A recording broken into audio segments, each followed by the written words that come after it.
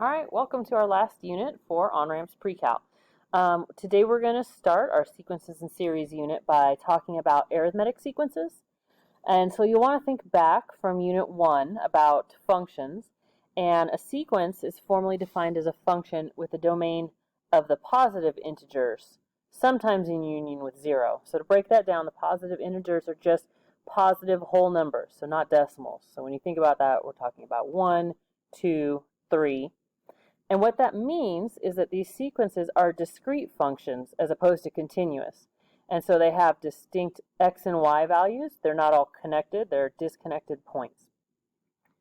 So a sequence can be self-explained, which is to say it can be defined explicitly as a function of n, or it can be defined recursively where any next term depends on a previous term or terms. So first let's talk about the example of an explicitly defined sequence.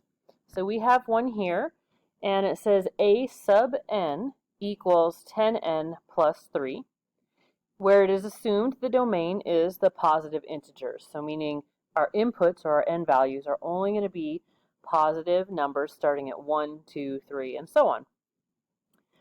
So let's kind of just break all this down. This a sub n can also sometimes be called the nth term. The way we speak it, though, is a sub n. And then the 10n plus 3 is our explicit form or rule.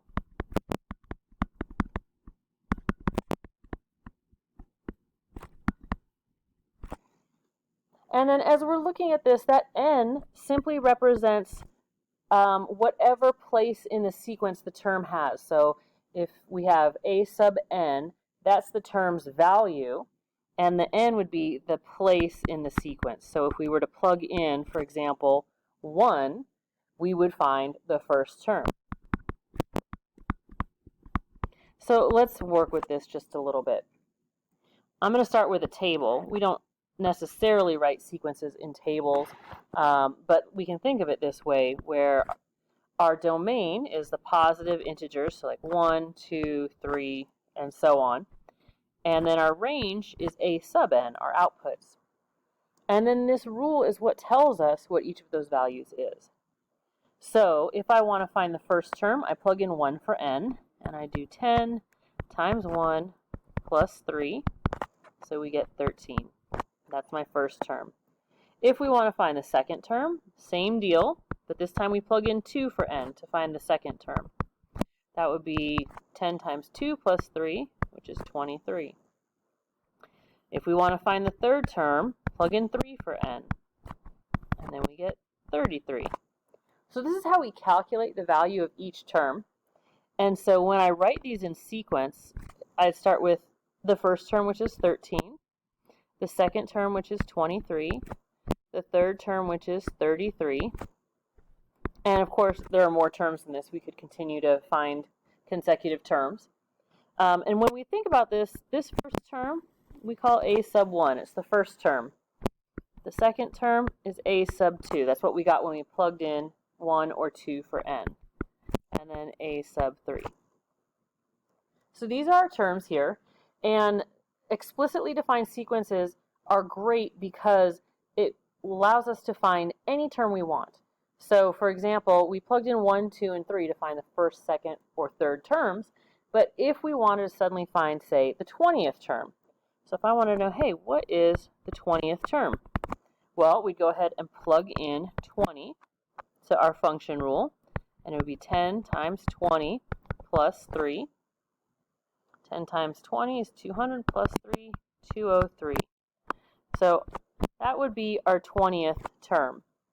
So a little note about explicit form is that it's really great for finding any term in a sequence.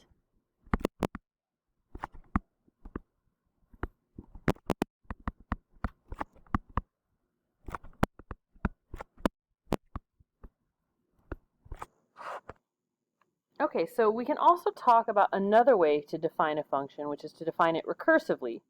And that's just another way of representing the sequence. And so you'll notice that we have, as our example, a sub 1 equals 8, which means we're given the first term. And then we have a rule that says a sub n equals 2 times a sub n minus 1 minus 3. Below it, it says where to find the next term of the sequence, one must substitute the given first term into the sequence. So recursive sequences are a little bit different. This a sub n is still the same thing. It is still our nth term. The key difference here is that this a sub n minus 1 is simply the term before the nth term.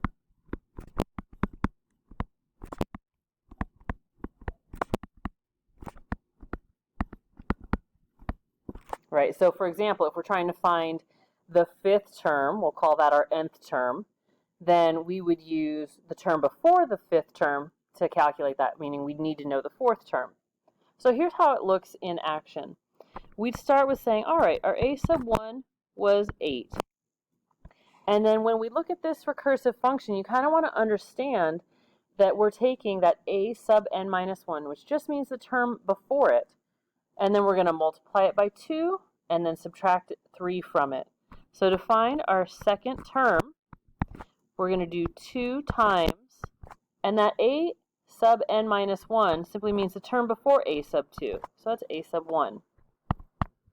Right? And so I think some people don't really need to write this step out here, but I just want to be real clear what we're doing here. So then I'm going to take that 8 and I'm going to plug it in for that. So let's actually do it like this. So I'm going to take that out now, and I'm going to take this 8, which was our first term, and I'm going to plug it in here. So 2 times 8 minus 3, that's 16 minus 3 is 13. So here we go. I've got my first term is 8, my second term is 13. When I go to find the third term, I'm going to have to use the second term to calculate it. And we're going to use kind of the same process. I'm going to do 2 times whatever the prior term was. That's going to go in here. And that's 2 times 13, so 26. Take away 3 is 23. That is my third term.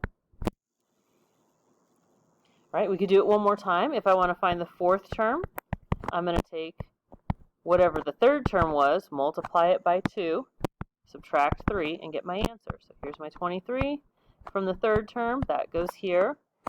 So now I've got 46, take away 3, 43. Right, and we can keep going here with this. But one of the things that's a real limitation of recursive sequences is that we can't just simply go ahead and jump forward and find the 20th term like we did on our explicit formula up above, right? In order to find our 20th term, we would need to know the 19th term. In order to know the 19th term, we need to know the 18th term. So we need to know all prior terms to find a given term. So recursive is really interesting in a way to define a formula, but it is not great for finding terms later in the sequence. All right, so just keep that in mind. When we're trying to find these, if you're trying to find the 20th term, you need the term before that, which means you need the term before that. So in order to find the 20th term, we need to know the first 19 terms. So recursive functions, not so ideal for finding some far off future term in the sequence. So sequences can be infinite or finite, and we can characterize them as arithmetic, geometric, or neither. And today we'll just be talking about the arithmetic sequences.